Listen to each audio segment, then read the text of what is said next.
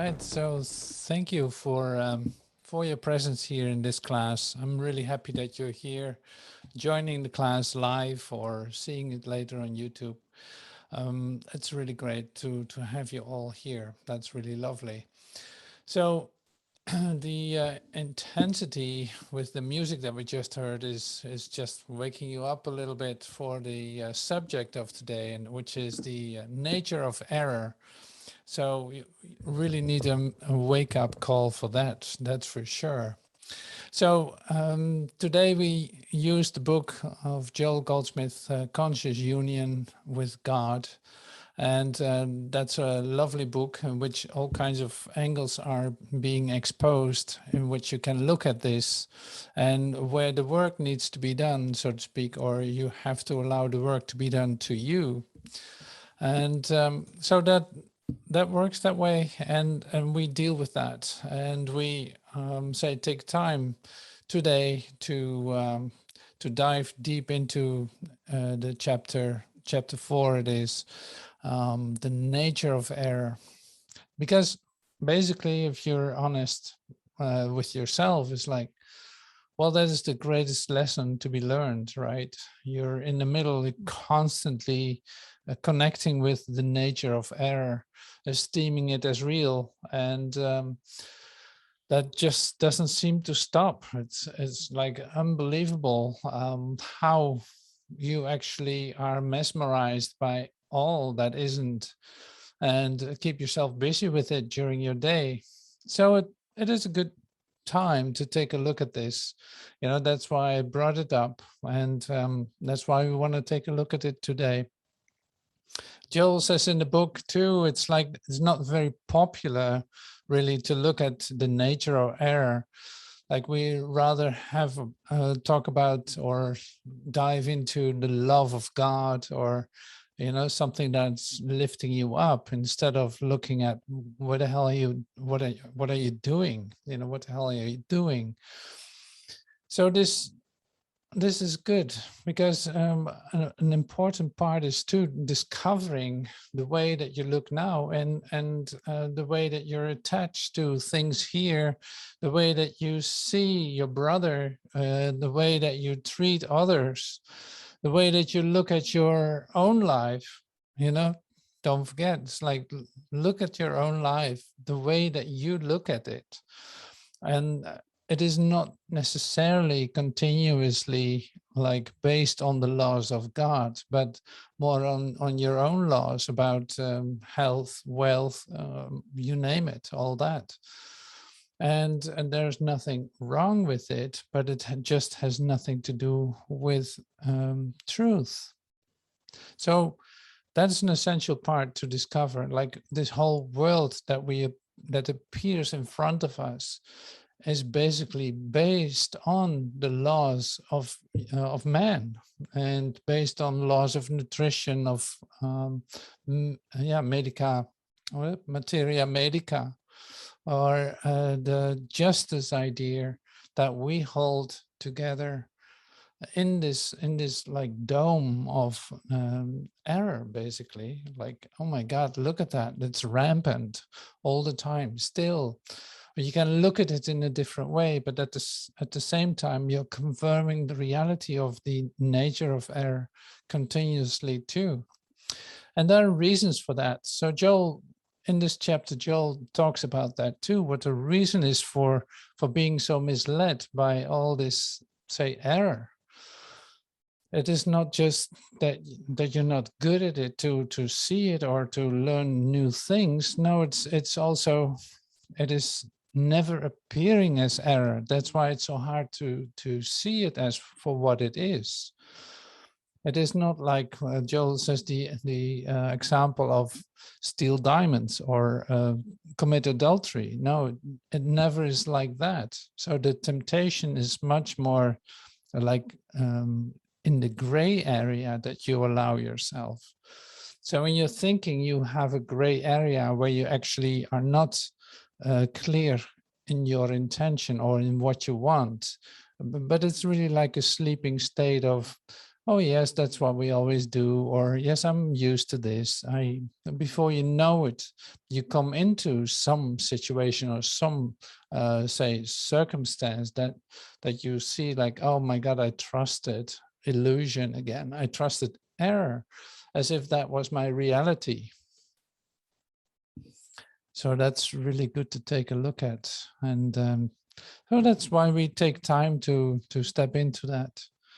And so the error does not appear as error is, I think, one of the hardest things to admit, because see, there's always a feeling connected to that you want it. It looks like something that you want, exactly what you want.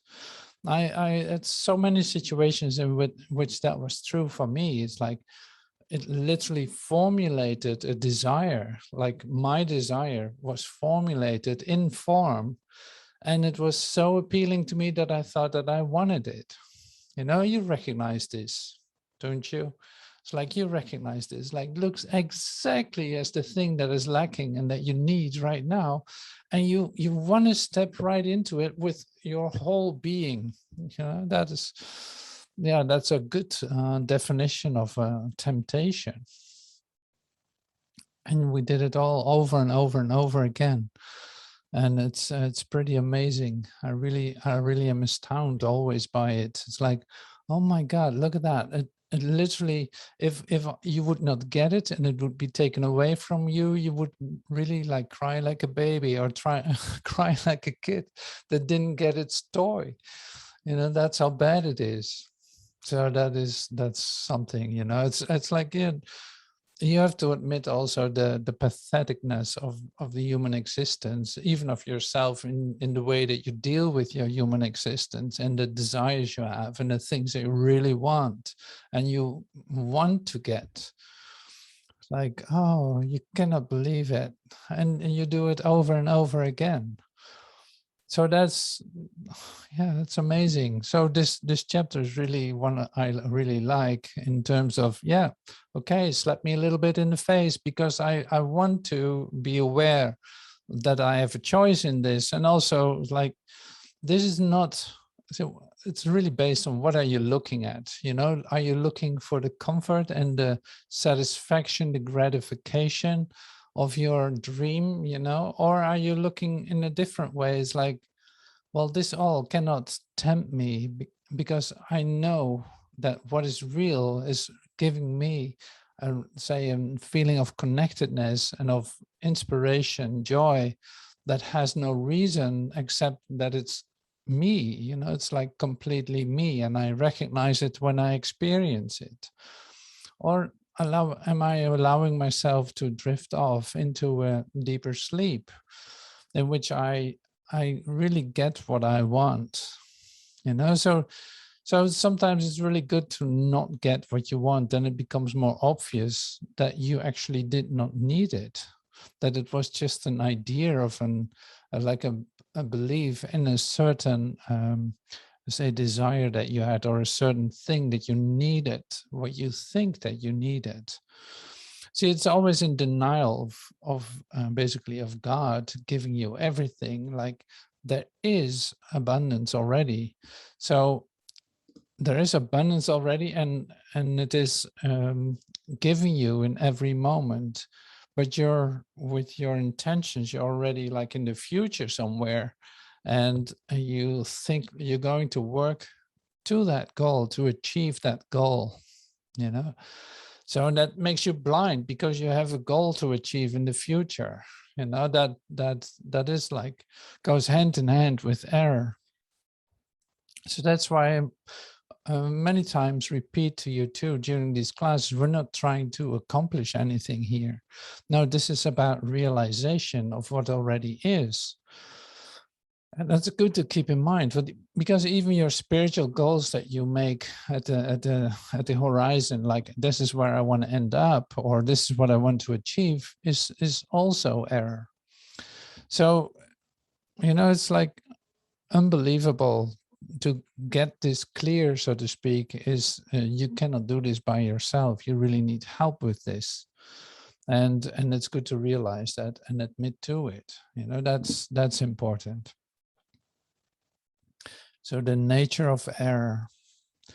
And error never appears as error. That's why it's pretty hard to discover what it actually is. See, and then because see, you can relate this to the basis of perception. The basis of the way that we're looking. Are you looking with a spiritual eye, or are you looking with your own ideas? That makes all the difference. So one of the things is that you think about error as say as something that you want to achieve. That's what I just shared, and something that you really need in this moment, and you have every proof of that. And then the other part is that you did not discover, like you don't allow yourself to become totally present in this moment, because in this moment it would be obvious to you that error is not, like the temptation of error is not attractive at all. See, and this is another part that I want to put into this, and this is the idea of good and bad. As long as you think in terms of good and bad, like this is a good way to do it, this is a good goal to achieve, then it would also include the opposite. It's like thinking in a dualistic idea, thinking still in terms of limited and dualistic ideas is really, say, supporting error. And so that's with the idea of, say, error never appears as error in mind, you discover that you actually don't know what error is. It's easier when you admit that. Like you don't know what error is because it has you all the time. You wake up with it, and it's, say, almost like a disease. You still have it with you. You still are tempted by it. And even the little things that you think are part of that too. So that sounds like you're in the middle of it, and of course that is true if you're still dreaming in this dream and not awakening from it. So if you don't have any other experiences than your three-dimensional experience of yourself, this is what is in the way. So because the other part that Joel brings into this is the fact that there's no overlap. There's no gray area in this. There's not a part where there's God and the illusion together. So, and we're always hoping for that or looking for it. It's like, well, a little bit of God, a little bit of me, something like that. It's like almost like like an advertisement. A little bit of God and a little bit of me would be such a great mix, it would be a great cocktail. But that's not how that works. So it's like either this or that. It is either, basically, there's no choice at all. Let's keep that clear. There's actually no no choice at all, because what is real and the rest does not exist. Oh yeah, so there's another angle coming in. I'll share that with you in a moment. So this is good to realize too, like my dualistic thinking is not going to bring me anywhere. My ideas of good and bad are not helping me in this either. And there's also no gray area. I have to keep that in mind too. So there's a lot of things that you actually should keep in mind in order to discover what error is. And at the same time, I already told you, it's like you will not be able to see it completely because you miss it all the time. So you taught it yourself, so you believe in what you taught yourself. That's where the difficulty is. Okay, so we're going back to this. It's like, sorry for that. But the idea of error, and then also choosing for that and thinking that that's okay, is not completely in your awareness in terms of what it actually means. Because error is not God. Error is not wholeness. Error basically nothing, is an illusion of something. It appears as something. So, and to see that is actually an attack on yourself is not something that you discover immediately. But let's take the idea of a fantasy, or of a fantasy of a goal, of something that you really would love to achieve or would love to have, like possess. If you do that, it's like actually you're attacking yourself, and you forget that, and you're so used to it that you don't see it as attack, but it basically is. Because look at it in this way: it's like coming into the direct experience of your true identity, like your direct relationship with God, that you know so well from your meditations. It is like you feel lifted up, you feel light, you feel connected, and you feel, say, in at peace. And that is your natural state. That is the way that is given to you, that is for you.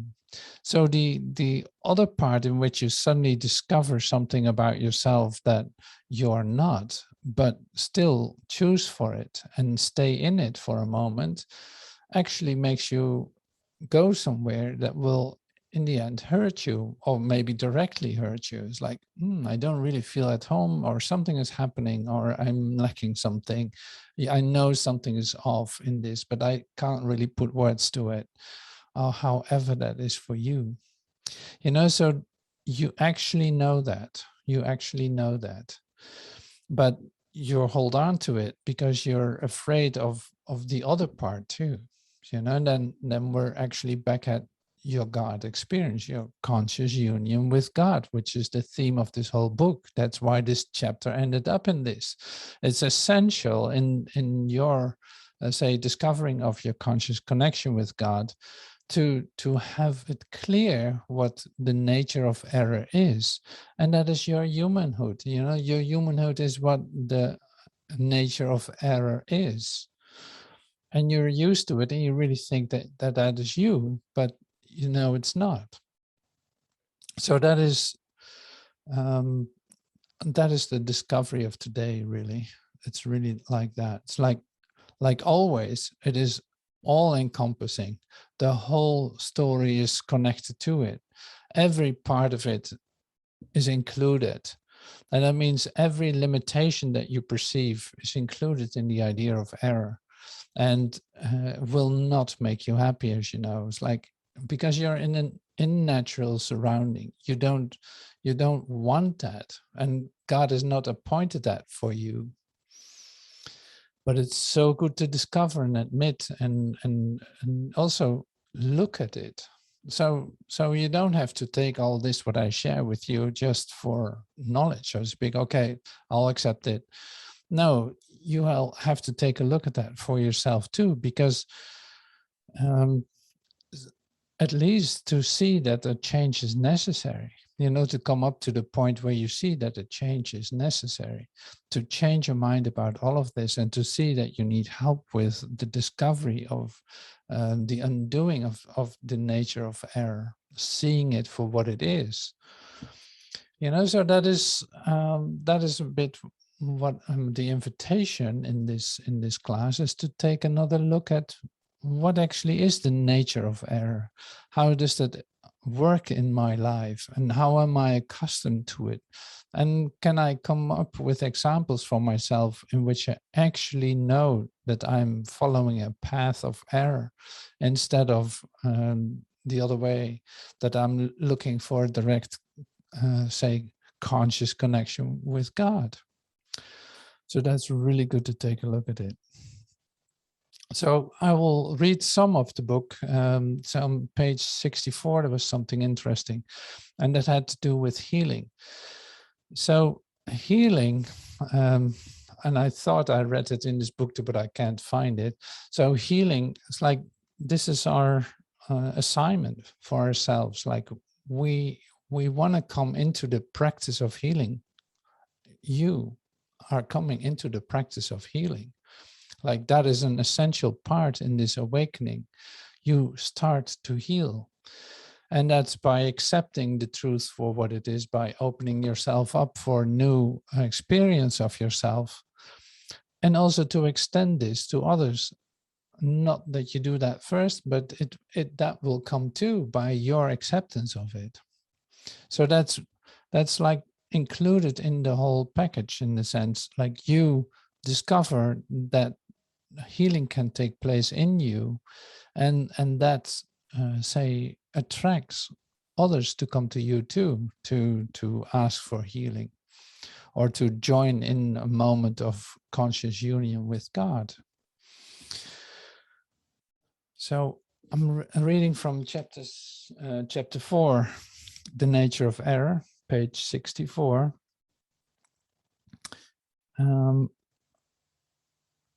Oh yeah, so I'll start on page 63 with the first paragraph. All error is hypnotism. Let me call to your mind the illustration of the hypnotist in a vaudeville act, whose subject has been induced to believe that he is being followed by a white poodle. As a member of the audience, you know that if you attempted to help the subject rid him of this white poodle, you would be in the same state of mesmerism in which he is. Because you are not hypnotized, you know that there is no white poodle there. The claim is not a white poodle, the claim is hypnotism. The minute you know that, the man is free. Why is he free? Because the error has been uncovered. It has been seen, it has been recognized for its nothingness. Hypnotism cannot produce a white poodle. It can only produce an illusory appearance of a white poodle. Just as the hypnotist on a platform makes his subject believe in the presence of a white poodle or some fantastic object, so the hypnotism in this world would make us all believe in and accept the appearance of evil people, places, conditions, circumstances. However, in reality, there isn't any such condition. Rest assured, there is no God. So I love the example of the white poodle, because it's like, with the stage, with the hypnotist, like, imagine that you're dreaming, and that you're actually dreaming that you're separate from God. How amazing that would be. Like, luckily now you know that that's not true. But see, you discover that step by step, and more and more and more. Everyone can tell you, no, there is no God. No, there's no God. But if you would have an experience yourself that there is a God, you would not doubt it. And the other way around too, of course. Like, everyone can tell you about God and about how loving he is, but if you have not experienced that, you're in the middle of your dream, of your dream of separation. So this is pretty amazing how we get so accustomed to certain ideas. So Joel says in this chapter a lot, like, persons, circumstances, events, circumstances that happen.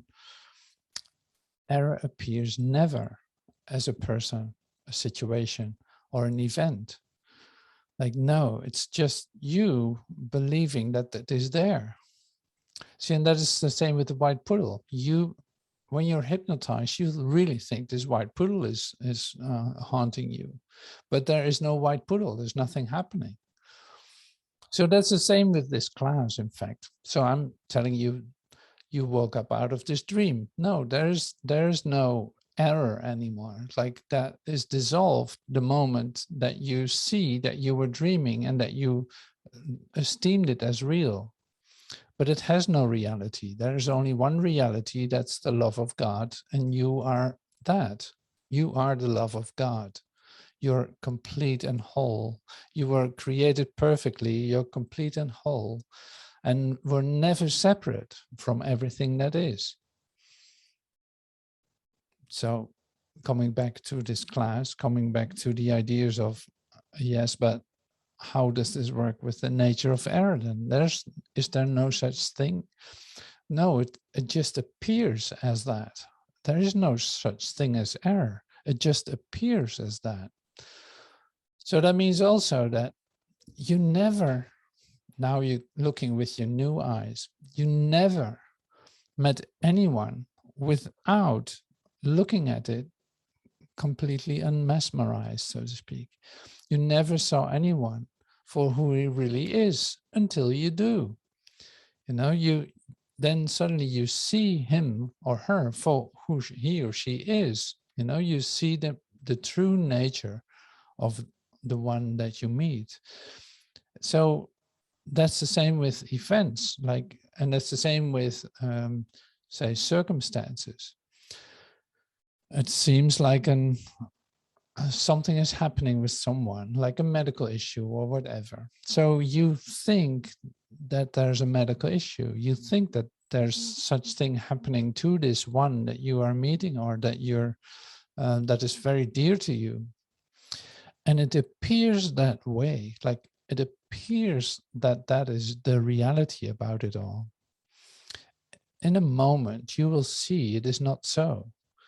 Because, say, if you ask for help in that sense, if you ask, like, please show me this in a different way, show me the true nature of all of this instead of the error that I'm seeing, then, and you wait and allow this miracle to happen to you, is what Joel says. It's like, I give this space for new vision to come to you, like open your spiritual eye in this, and see, you can open your spiritual eye by letting your ideas go about what you think is going on. So that is beautiful, and like as an example. So it's more like, so these temporary ideas about error that we hold, tempting us all the time to see something in form, in a limited perspective, thinking that that's our reality, is only temporary, and it will not last. It is very prone to change. You know, you can, just by asking, see it already in a different way. And that is the amazing offering in this chapter, basically, and the amazing offer to you in your awakening, to see things for what they are, and not being misled by your first impression or by your personal goals of, I want to achieve this in the future, or that looks beautiful, this is what I want. You want to just sit with that for a moment and let it literally fall apart before you take one move or one step in the direction of it. So we call this, like, this is the practice of us. We call this dying daily to your humanhood, and like, just like Paul, like the practice of dying daily, letting everything collapse, all your ideas about what you think that you need, what you think that's important to you, what you think that love is, what you think that this person stands for you. Let it fall apart. And then it's not lost. It is just coming to you in a different way. Suddenly you start to see the value of it in a true sense. Or suddenly you see that the help that you were missing is already given. It's walking right next to you. Like the solution then for all these problems that you see are basically, say, it is always closer to you than you think. The solution is closer to you than you think. You just miss it because you're not really present here. You're already busy with something in the future, or something that's coming up, or something that attracts your attention. So to be completely present here is then to be still, to step back and be still and listen, and to take your time to let everything fall apart, so that it's not attractive to you anymore to follow up on it, or like not being obsessed by it anymore, but just letting it be what it is. See, and then it's free of form too, because you freed it literally. It doesn't need to come to you in that specific way. So, and this is again like looking at it with the eyes of science. In fact, like I started talking about the last class that we had, like quantum physics. Okay, so if there would be a Newtonian physics determining what is there in form, then that would be your reality. Then you would really think that there are objects where you can bump up against and that are really doing something to you and that have a certain value for you. Then you would see that, that would be your reality. And seeing it through, say, the eyes of quantum science in these days, seeing that everything is energy and all connected, that there's literally everything is consciousness. See, then I know I say this really quick altogether, like I just collapsed like maybe 100 years of science. But anyway, that doesn't matter.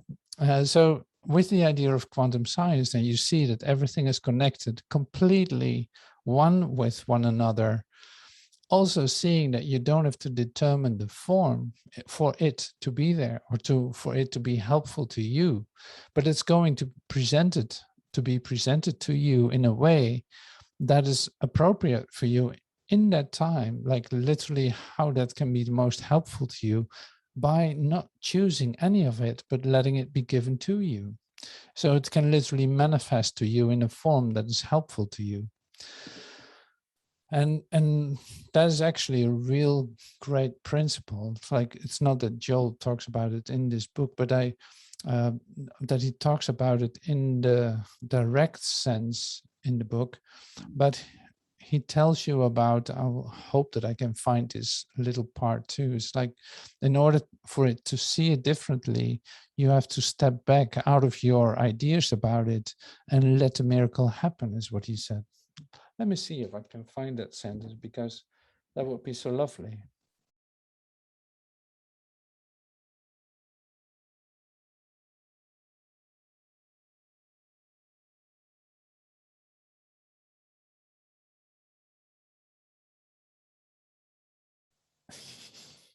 Yeah, I can't find it. Anyway, so you will have to read it again then. So that's another assignment for this week then. Just read the chapter one more time and really go into it, because seeing it in this perspective that I share with you, it makes it a very interesting chapter. And also a lot of work is connected to it for yourself to discover, like, where am I trusting my senses? Where am I trusting my intentions? Where am I trusting my beliefs? And what beliefs do I just, say, unconsciously listen to, while that is not reality at all, but I was just accustomed to it? Well, the medical world is one, the say justice is one, nutrition is one. And so you take a look at these parts of your life in which you apply that and use that. Your relationships is certainly one of them. It's like, it's inevitable. And don't forget, so this is what I shared in the middle too. It's like what I shared about the mesmerism of the idea of error, the appearance of error, is basically attack on God, because you're saying like no to God, and you trust your own forms as that what you need, so you have a set idea about what you need. And of course you're free to do that, don't get me wrong, there's nothing wrong with choosing that. I'm not talking about good and right, or wrong and right. No, it's just that you discover what the nature is of error, that you discover how it appears to you as the most attractive thing, while it's actually an attack. Because we come back to this moment and we see it's like this present moment. And we're going to practice this, say, in the next hour when we meditate. Like, we're going to actually discover in this moment, everything is given to us. So where's lack when that is there? Where is sickness when that is there? When there's a complete provision of everything that's given. When there's the loving God giving you love and recognizing that as your own, as that what you are. You know, all of this, it's incredible. So that is given to us. And that is what we're going to celebrate basically in the next hour, by taking time to dive deep into stillness and let that speak to us, leaving all the ideas behind in the recognition that we don't need that, and see what happens.